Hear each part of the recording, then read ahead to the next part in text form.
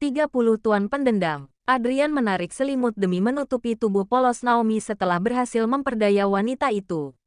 Bibirnya melengkung membentuk senyum kepuasan. Hukuman Naomi telah membayar luapan kerinduan selama berbulan-bulan. Jangan tanyakan tentang Naomi. Pipinya yang merona sudah cukup untuk menjelaskan segalanya. Meskipun bibirnya terus mengucapkan hal sebaliknya. Aku akan pergi ke kantor dulu. Kamu istirahat saja di sini. Ucap Adrian yang kini sudah rapi dengan setelah formal. Naomi masih duduk bersandar di tempat tidur sambil memeluk selimut di dadanya. Apa setelah ini aku boleh keluar jalan-jalan? Adrian menatap Naomi melalui pantulan cermin.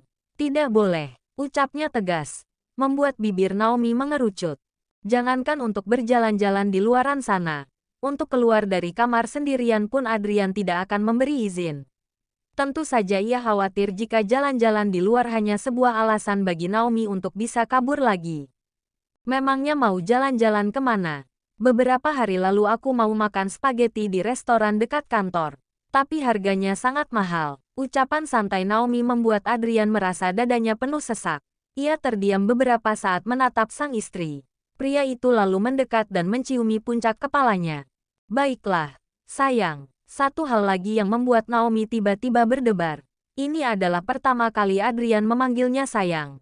Kenapa aku merasa seperti abis lari maraton? Apa aku boleh ke sana dan membelinya? Tanyanya. Adrian terkekeh. Tingkah Naomi tiada beda dengan anak kecil yang sedang meminta sesuatu. Tentu saja, kalau perlu aku belikan restorannya sekalian. Bibir Naomi kembali mengerucut. Sombong sekali dia. Memang kamu sekaya apa? Kalau begitu cepat mandi dan ikut ke kantor saja. Aku akan mentraktirmu apapun yang kamu mau. Benarkah? Lirihnya. Begitu Adrian membalikkan tubuhnya. Naomi mengangkat kedua tangan ke udara. Sangat senang. Seperti baru saja mendapat hadiah besar. Tetapi saat kembali menoleh, yang Adrian lihat hanya raut pasrah tak bertenaga. Tas pakaianmu di sana. Tadi aku minta Samuel mengambilnya di rumah sewamu.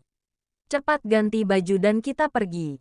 Baiklah kalau kamu memaksa, ujar Naomi sambil bangkit dari tempat tidur dengan malas. Menyembunyikan perasaan menggebu yang sebenarnya.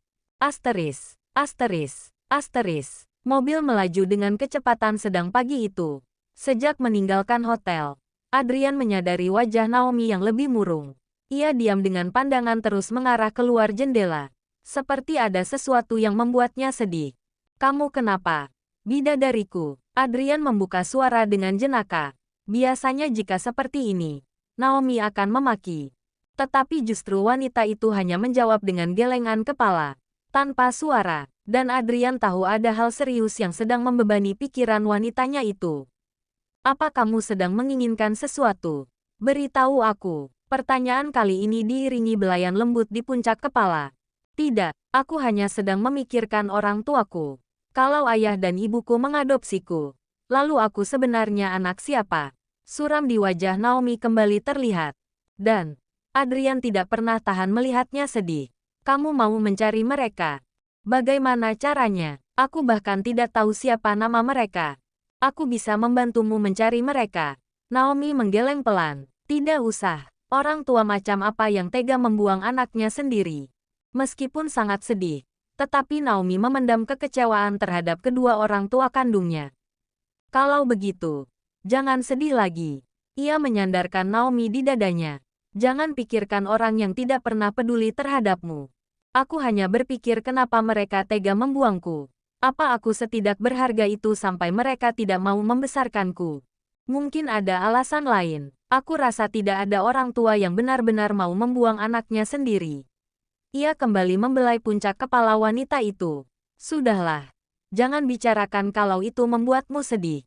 Pembicaraan tentang orang tua selesai. Naomi kembali diam. Tetapi kali ini memilih bersandar di dada Adrian. Hanya dalam 15 menit, mereka telah tiba di gedung kantor.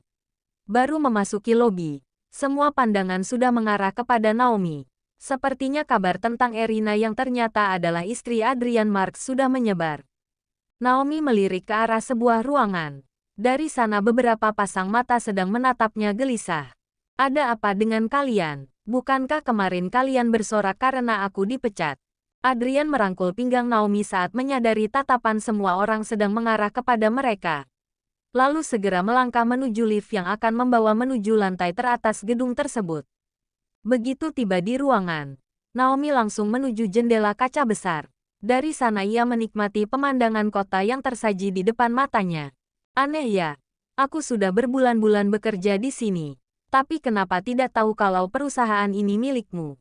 Celotehnya sambil menatap kagum gedung-gedung tinggi di sekitar.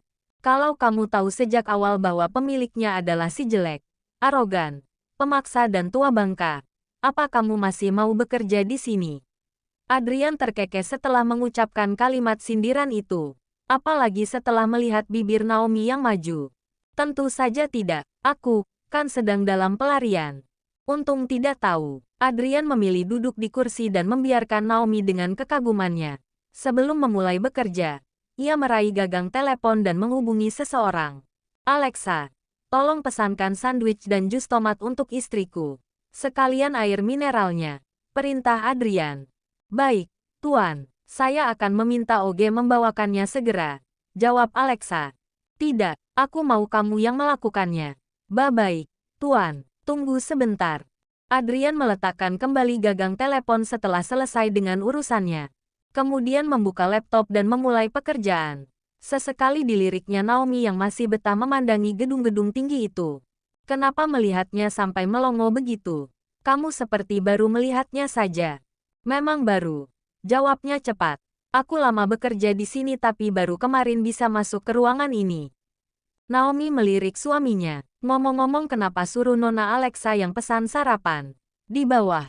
Kan ada office girl yang bisa disuruh. Tanya Naomi bingung, mengingat jabatan Alexa yang merupakan seorang sekretaris. Tidak usah sesopan itu kalau menyebut namanya. Ucap Adrian kesal. Lagi pula kenapa kalau aku mau menyuruhnya? Menyadari ekspresi kesal Adrian, Naomi menerbitkan senyum lebar. Tidak apa-apa, terserah Anda. Tuan, Anda raja di sini. Aku akan menghukum orang-orang yang menghinamu kemarin. Batin Adrian. Naomi lalu mendekat ke meja kerja dan berdiri di sisi suaminya. Apa boleh aku pinjam ponselnya? Untuk apa? Aku mau pinjam saja. Merengek dengan manja sambil menarik lengan pakaian suaminya. Ada apa dengannya? Kenapa jadi manja begini? Tapi aku suka. Dia semakin lucu. Adrian menyerahkan ponsel ke tangan Naomi. Wanita itu meraihnya dengan sumringah. Lalu kembali berdiri di depan dinding kaca dan berselfie ria. Adrian sampai menggeleng heran. Naomi tidak pernah seperti ini sebelumnya. Jangan bilang itu juga pengaruh bayi. Beberapa menit berlalu, terdengar suara pintu diketuk. Disusul dengan kemunculan Alexa yang datang dengan membawa nampan di tangan. Permisi, Tuan, ini pesanan Anda. Ucapnya sopan. Adrian dapat melihat betapa wanita itu gugup saat memasuki ruangannya. Letakkan di meja saja. Menunjuk meja di dekat sofa di mana Naomi sedang duduk santai dengan memanjangkan kaki, sambil memainkan ponsel. Adrian menyeringai melihat Alexa yang semakin gugup. Permisi, Nona, ini menu sarapan Anda, ucapnya, dengan nada gemetar. Naomi pun hampir sama gugupnya, dan Adrian dapat membaca dari raut wajahnya. Masih pula teringat kalimat kasar Alexa kemarin saat memecat Naomi. Terima kasih, Nona Alexa.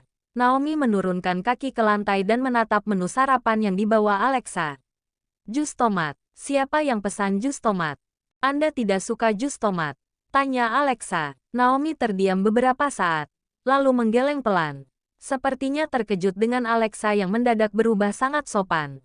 Bukan lagi seorang sekretaris angkuh yang senang menghina dan memarahinya. Oh, aku lupa kalau kamu tidak suka rasa tomat. Maaf, sayang. Adrian menyembunyikan seringainya. Alexa, tolong pesan jus jeruk saja.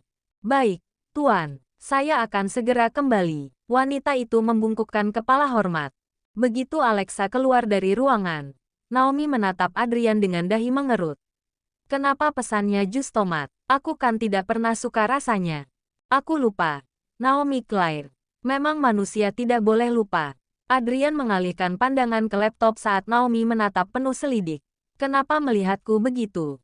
Aku hanya merasa selain arogan dan pemaksa. Kamu juga sangat pendendam ya, Tuan. Bahkan lebih pendendam dariku. Aku memang pendendam. Termasuk terhadap seseorang yang sudah membuatku hampir gila selama 6 bulan. Dan aku sedang memikirkan cara balas dendam terkejam untuknya. Kamu ini suami atau ternoris? Kenapa senangnya memberi ancaman? Pekik Naomi. Kamu sendiri bagaimana? Kamu istri atau buronan? Kenapa senangnya melarikan diri? Naomi merengut, membuat gelak tawa Adrian memenuhi ruangan.